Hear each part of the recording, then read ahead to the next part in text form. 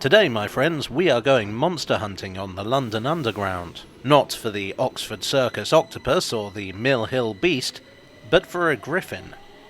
Let me explain. Now, when it comes to logos, it's hard to beat the Transport for London roundel. The earliest version of it predates TfL, going all the way back to 1908. Also known as the bar and circle or the bullseye, it's a design masterpiece that was way ahead of its time. It's simple, easy to reproduce, yet instantly recognisable. But it's not the only London Transport symbol. There was also the Griffin. Information on the London Transport Griffin is hard to come by. It's kind of become my own personal cryptid. I first encountered it while filming. There's a handful of stations built in the late 30s to early 40s that have tiling designed by Harold Stabler. This tiling includes various symbols in relief. Some relate to the local area, some relate to London Transport, some relate to London as a whole and its surrounding counties. The Griffin is one of the symbols. I looked this up in this book on railway heraldry by George Dow, and he says that it was adopted when London Transport was nationalised in 1948. Well, that's clearly wrong, because these stations predate that by some years. I later bought this pamphlet from Incline Press, which has a bit more information. The emblem was adopted, it seems, in 1936. At least two versions were designed by Ravilious. Ravilious was an interesting choice of artist, in many ways perfect for this commission.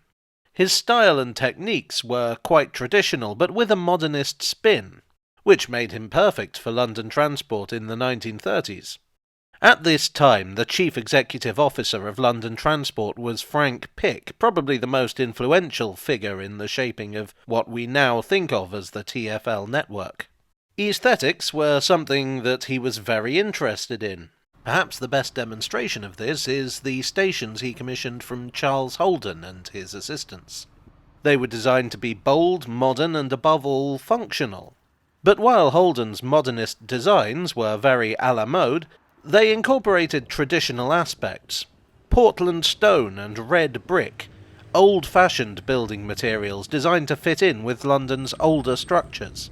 The new underground stations were intended to stand out, but not to feel alienated from their surroundings. Modernism working for you, the passenger. Ravilious was initially commissioned to create adverts for Green Line coaches, another arm of London Transport. This required a different approach from your typical LT advertisement. The selling point of Green Line was excursions into the countryside. As Ravilious was a landscape artist, he was the perfect choice.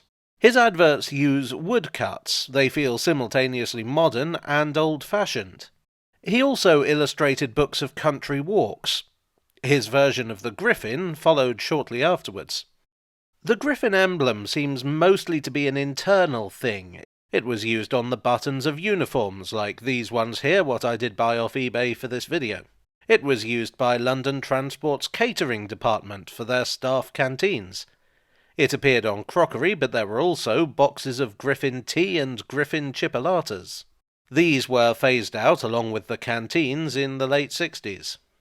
Ravilious Griffin was not the only design used, but the only other designer's name I've been able to find is Harold Stabler, he of the tiles. I can find entire books devoted to just about every aspect of design on London Transport, but the Griffin barely merits a mention in any of them. The other big mystery to me is, why a griffin? Such accounts as I've been able to find have said that it's an emblem of the City of London, except it isn't. The heraldic beast associated with the City of London is the dragon.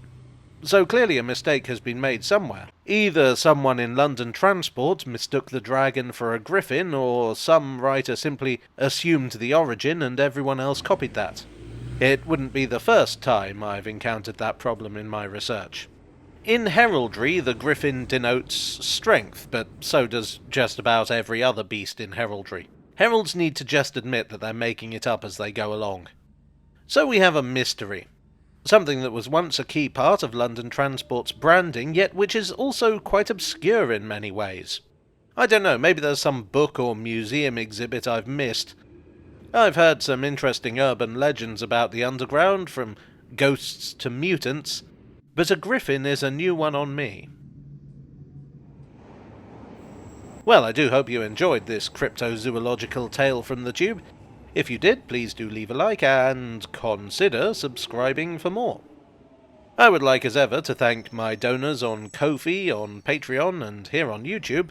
You are the Griffin passant to my brass buttons. And I will see you all again very soon. Cheerio.